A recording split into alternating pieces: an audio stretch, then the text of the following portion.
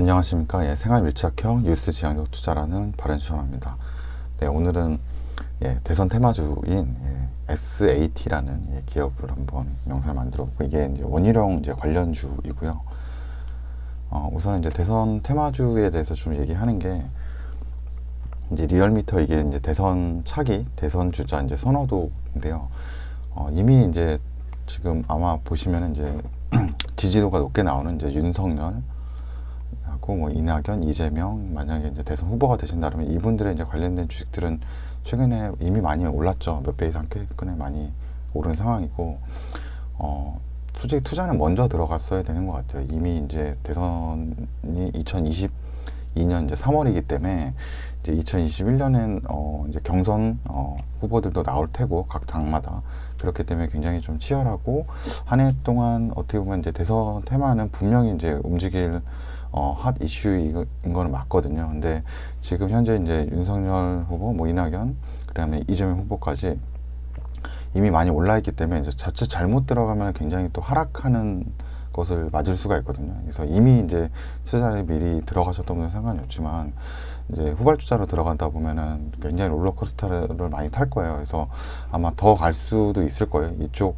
이제 관련된 테마주들이 어떻게 보면 뭐 수급이나 힘도 굉장히 강할 테지만 이미 좀 많이 오른 부분이 있어서 이거를 좀 제외한 이제 다른 후보들에 대해서 한번 좀 생각을 제가 해봤는데, 이 안철수 후보는 일단 서울시장 후보로 이제 나오겠다고 얘기를 했죠. 이제 4월 경선 이제 4월에 서울시장 이제 후보로 이제 나오겠다고 얘기를 했으니까, 그렇다 그러면 이제 안철수 후보는 이제 좀 제외를 하고 이제 뭐 남은 이제 후보를 좀 보는 거죠. 뭐 홍준표 후보부터 뭐 추미애 후보 뭐 해서 쭉 이렇게 나오죠. 그래서 저는 이제 이 중에서 이제 원희룡 후보의 지금 1.5%밖에 아직 안 나오지만 이거를 이제 픽한 거고, 제가 봤을 때 후보 중에서 이제 이 지지율이 가장 높게 나오는 이제 세 분하고, 그 다음에 이제 안철수 의원 이제 서울시장으로 나가니까 이제 대선 후보에서 탈락을 한다라고 보고요. 그래서 그 나머지 분들 중에서 야당 후보 중에서 아마 좀 나올 만한, 경선에 아마 좀 나올 만한 분들이 이제 홍준표 후보, 그 다음 오세훈 후보, 주호영 후보,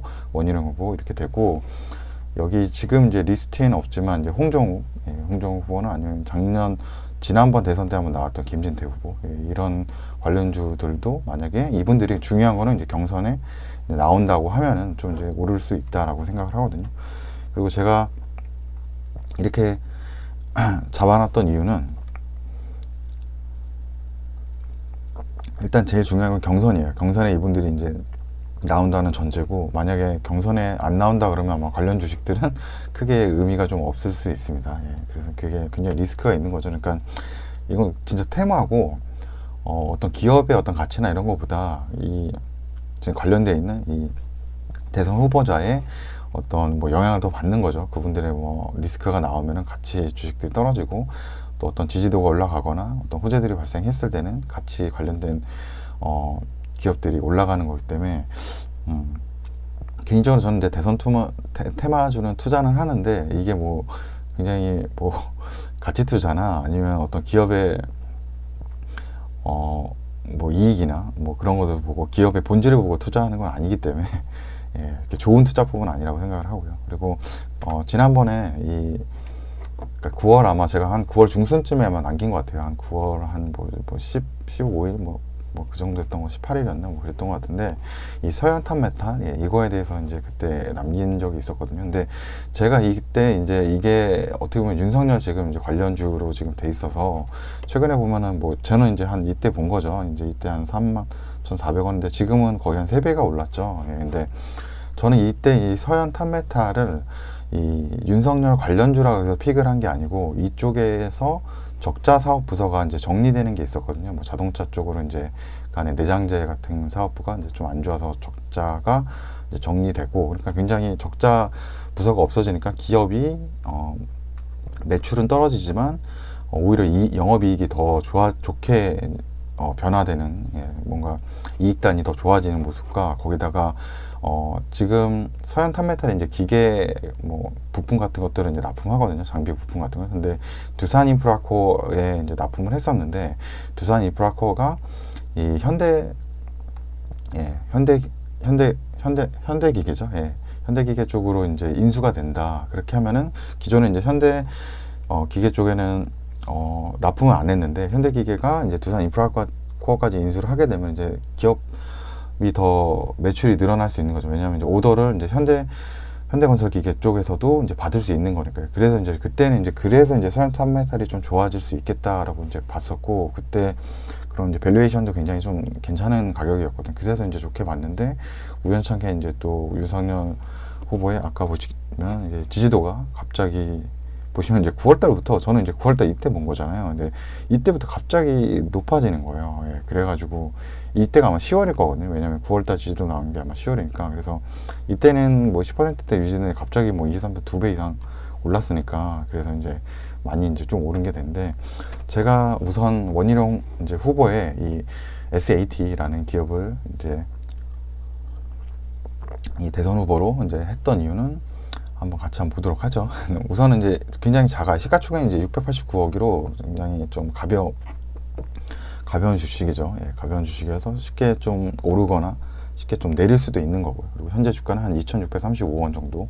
그래서 투자하기 굉장히 좀 용이하고, 최근 5년간 그걸 봤을 때 뭐 아주 크게 좀 상승을 했거나 크게 하락을 한 게 없는 거죠. 예, 그렇게 해서 약간 뭐 큰 요때이긴 한데 큰 고점에 뭐 물려 있거나 뭐 이런 건 없고, 그리고 여기 60일 평균선은 지속적으로 조금 이제 오르는 모습이죠. 60일 평균선은 지속적으로 좀 오르는 모습이고요.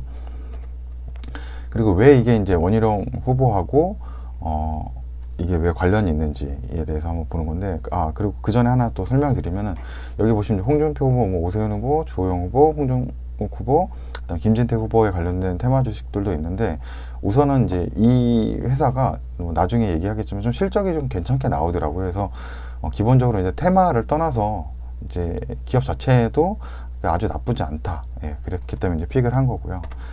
여기 보시면은 이제 지금 현재 이제 원희룡 제주지사죠. 예, 제주도지사로 계신데, 이 회사가 제주도 쪽에 관련된 이제 사업을 하고 있죠. 제주도의 어떤 건설 폐기물 중간 처리 업체의 일들을 하고 있고, 뭐 농업회사 뭐 삼다드림이라고 해서 농업, 뭐 축산, 임업의 제주도에서 이런 산업을 또 하고 있고요. 그리고 제주산업이라고 이제 제주도 관련된 이쪽 업체가 뭐 다른 사업군이죠. 이게 여러 가지 사업군을 하는데 거기에도 좀 투자가 들어가 있는 거죠. 뭐 부동산 개발 쪽이나 이쪽에도 20% 지분이 들어가 있고, 뭐 농축산물 가공 이런 쪽에도 13.3% 가격이 들어있다. 그래서 이게 아마 제주도에 관련된 사업을 하는 기업으로 해가지고 이제 원희룡 지사의 어떤 테마주로 묶인 것 같아요. 그래서 아마 같이 좀 움직일 것 같다는 생각이 들고, 그리고 아까도 얘기했지만 이 회사가 좋은 회사예요. 보면 매출액이 2015년도 비해서 거의 한 4배 정도 늘어난 거죠. 예. 한 3배 반, 3.5배 정도 늘어난, 389억 하던 게 그 다음에는 847억. 뭐 지속적으로 매출이 늘어나서 2019년도에는 1,402억까지 늘어났고, 영업이익은 42억에서 2019년은 100억까지 이제 늘어난 모습 보여주고 있거든요. 그래서 회사가 제일 중요한 거는 성장을 하고 있다. 회사가 매출이 계속 늘어나고 있다. 이렇게 보시면 되고요. 그리고 사업 부문별 이제 매출인데, 아까 얘기했지만 이제 제주도 쪽에서 폐기물 처리 용역 뭐 이런 걸 한다 그랬잖아요. 뭐 이거는 근데 보시면 큰 변화가 없는 것 같아요. 예. 여기 2019년도에 한 32억 정도 한 거 나오죠. 그리고 중요한 게 공사 매출이 조금 많이 줄어들고 있어요. 공사 매출은 이제 지속적으로 좀 줄어들고 있다. 이렇게 좀 보시면 되고요. 이게 이제 여기 관련된 업체 중에서 이제 제주 산업에 대한 매출 부분이고요.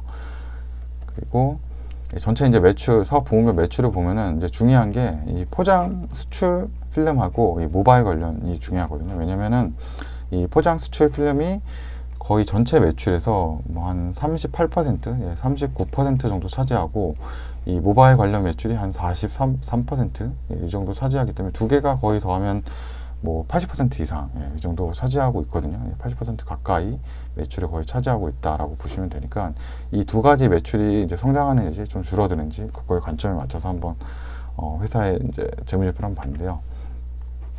우선 아까 얘기한 모바일 관련 가장 비중이 컸죠. 43%는. 근데 지금 뭐 21분기하고 22분기하고 23분기 이렇게 나오는데, 여기는 이제 4분기 연말 기말까지 안 돼서 총 1, 2, 3분기만 들어가 있고, 여기는 이제 전체 1년 동안의 매출인데, 지금 문제는 올해 좀 이게 떨어지고 있거든요. 올해 이제 모바일 관련 매출이 좀 떨어졌고, 포장 수출용 필름 같은 경우도 좀 떨어졌어요. 전체적으로 매출이 2020년도보다는 조금 덜 나오고 있거든요. 그래서 그 이유를 봤더니 이제 모바일 관련 사업이 부진할 경우 매출 하락 및 이익률 하락이 발생한다라고 하는데, 이 모바일 관련 사업은 어떤 사업을 하고 있나 봤더니 결국 모바일 쪽에서 어떤 필름이나 테이핑 사업을 하고 있어요. 보호 필름도 있고. 그래서 결국은 가장 큰 매출을 이루는 것들이 이제 필름에 관련된 그런 쪽 사업을 좀 하고 있구나. 근데 올해 이제 코로나 때문에 이 모바일 판매량이 좀 많이 줄어들었죠. 예, 그거에 영향을 좀 이제 받는 것 같아요. 1, 2, 3분기 영향을 좀 받아서 조금 안 좋았던 것 같고, 그나마 아마 제가 보시게 되면은 이제 1, 2, 3분기 작년도 3분기하고 올해 3분기 누적으로 한번 보시게 되면은, 올해 3분기가 매출은 92억, 작년도는 이제 죄송합니다. 올해는 이제 921억 정도 했고 누적으로 3분기, 그리고 작년도에 누적으로 이제 1042억 정도 했으니까 작년보다 못했죠. 그리고 영업이익 보시면은 한 올해는 3분기 동안 한 36억을 했는데 작년에는 거의 69억을 했으니까 2배 가까운 이익을 냈거든요. 똑같은 3분기 절반 정도는 이제 떨어진 건데, 그 이유를 보면은 판관비가 지금 보면 매출액도 떨어졌는데 판관비가 작년도보다 더 많이 나오는 거죠. 그러니까 지금 매출액은 떨어졌는데 고정으로 어떻게 들어가는 그런 내부 비용 같은 거죠. 예, 어떤 매출 비용이 아닌 판매 관리비가 지금 뭐 101억이 더 많이 들고 있는 거. 작년에는 매출이 더 늘어도 98억밖에 안 됐으니까 좀 회사에서 어떻게 내부적으로 이제 판관비에 대한 관리가 좀 필요할 거라고 보이고요. 그나마 조금 이제 다행인 거는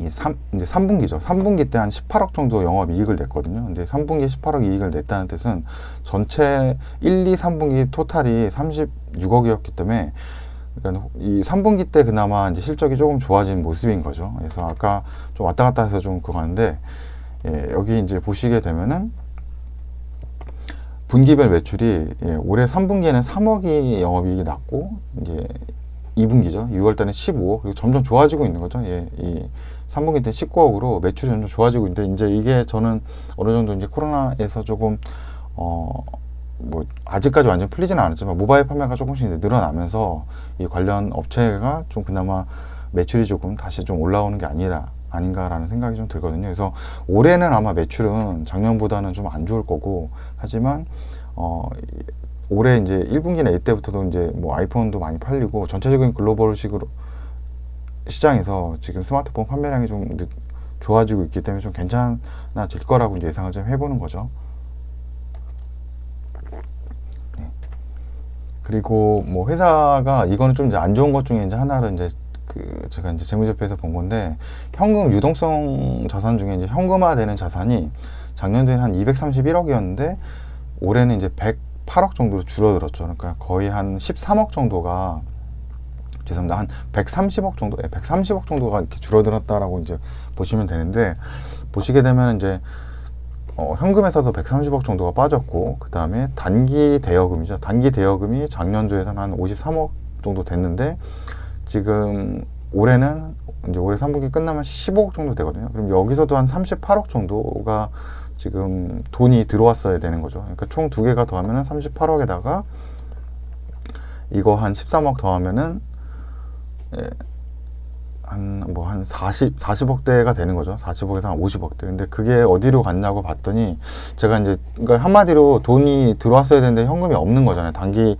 대여금도 이제 들어왔으면은 뭔가 현금으로 쌓여야 되는데, 오히려 현금이 없어진 거로 보니까, 뭐 제가 부동산이나 이런 걸 샀나 봤더니, 뭐 부동산 자산이나 아니면 뭐 유형 자산이 뭐 변화가 없죠. 작년도에 한 270억 하던 게 올해 한 272억이고, 작년도에 434억인데 올해 437억이어서 크게 변화가 없어요. 그래서 결국 보니까 장기 대여금이라 그래서 지금 단기 대여금이 이쪽으로 다 넘어온 것 같아요. 이게 거의 늘어난 게 한 49억 되거든요. 그래서 여기 한 8억에다가 여기 한 13억 이래저래 더하면 한 49억 얼추 비슷하게 나오거든요. 그러니까 회사가 지금 뭐 이 대여금을 지금 대여금을 아마 장기로 연장을 좀 하지 않았나. 이건 좀 뭐 장기로 해서 돈은 받겠지만 단기 대여금을 결국은 회수 기간에 받지 못하고 아마 장기로 좀 넘어간 것 같다는 좀 생각이 들어요. 그리고 또 현금까지도 더 추가해서 장기 대여금을 지금 주고 있는 상황이다라고 볼 수 있고요. 그게 이제 매출 채권이 또 될 수도 있는 거라고 좀 생각을 합니다. 네, 그래서 저거는 조금 안 좋긴 한 거죠. 근데 올해 아마 뭐 제 생각에는 아마 코로나 영향으로 좀 그게 있을 것 같다는 생각이 들어요. 그래서 그게 정상화되면 조금 낮을 수 있다라고 이제 생각하는 거고요. 그리고 뭐 아까 얘기했지만 뭐 기본적으로 회사가 이제 매출이 크게 안정적으로 늘고 있는 회사였고, 올해 그래도 이제 기말에 4분기 때 아마 매출 나오는 게 좀 중요할 것 같거든요. 그래서 대선 테마가 일단 끼어 있고, 원희룡 지사가 저는 분명히 아마 경선에 좀 도전을 할 것 같다는 생각이 있고요. 근데 만약에 뭐 도전을 안 한다 그러면 이제 이 테마에서는 좀 없어지겠죠. 근데 예전에도 뭐 경선이나 이런 데도 나홀로 계속 했었었고, 또 TV 이런 데서 생각보다 이제 중요한 게 요즘 이제 미디어 경선 토론이나 대선 후보 토론을 많이 하기 때문에 말을 좀 되게 잘해야 되거든요. 후보들이 나와서 어떤 특히 임기 응변을 굉장히 잘하고 당황하지 않고 잘 대처하고 이런 모습을 보였을 때 지지도가 올라가면서 뭔가 그 토론회를 되게 잘 이끌어냈다 그러면 이제 지지도가 올라가면서 그 관련된 이제 테마 주식들이 많이 오를 거거든요. 그래서 원희룡 도지사도 말은 그래도 괜찮게 좀 했던 것 같아요. 기억에 뭐 정확히 찾아본 게 요즘 없어서 모르겠지만 그래도 막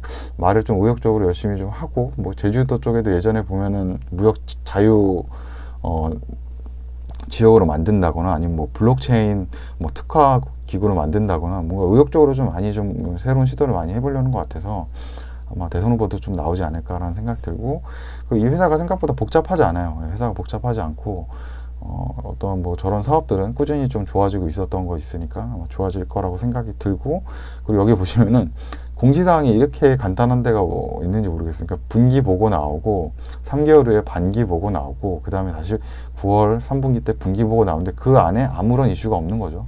예, 그리고 연말까지 주주 명부 회사는 어차피 연말에 하는 거니까 뭐 현금 배당이 있어서 현금 배당 한 50원 주더라고요, 매년. 그래서 그거 그러니까 1년 동안 뭐가 없어요. 별로 뭐 여긴 좀 있긴 하지만 크게 뭐 회사가 뭐 특별한 일을 하거나 뭐 변동성이 많은 그런 사업을 하거나 이렇지는 않기 때문에 어느 정도로 안정적으로 회사가 좀 그래서 운영될 거라는 생각이 들어요. 그래서 아까 얘기했지만 이 다른 후보 주식들 중에는 뭐 마이너스 되는 게 되게 많아요. 그래서 뭐 실적이 안 좋고 이런 회사들은 나중에 또 차입금을 또 필요로 하거나 유상증자를 하거나 이런 일들이 또 생길 수가 있어서 이 어떤 대선 테마로 이렇게 올라갈 수 있지만 좀 내려갈 수 있는 확률들이 크죠. 근데 이 SAT는 굳이 뭐 현금이 지금 크게 부족한 것도 아니고 그렇기 때문에 뭐 회사도 어느 정도 안정적으로 수익이 나오고 있기 때문에 회사 자체에는 큰 문제가 없을 거라서, 뭐 만약에 원희룡 후보가 경선 토론에 나온다 그래서 지지도가 좀 올라간다 그러면 좀 상승으로 올라갈 수 있는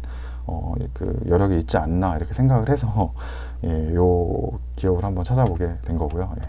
그래서 일단 좀 위험하죠. 위험한 주식 투자니까 뭐 관심 있으신 분은 그래서 뭐 원희룡 후보 혹시나 뭐 대선 관련 주식이 좀 궁금했다 하시는 분들은 뭐 제가 요 정도로 설명을 남겨놨으니까 한번 뭐 같이 찾아보시면 감사하겠습니다. 그래서 뭐 별거 없었죠. 오늘 시청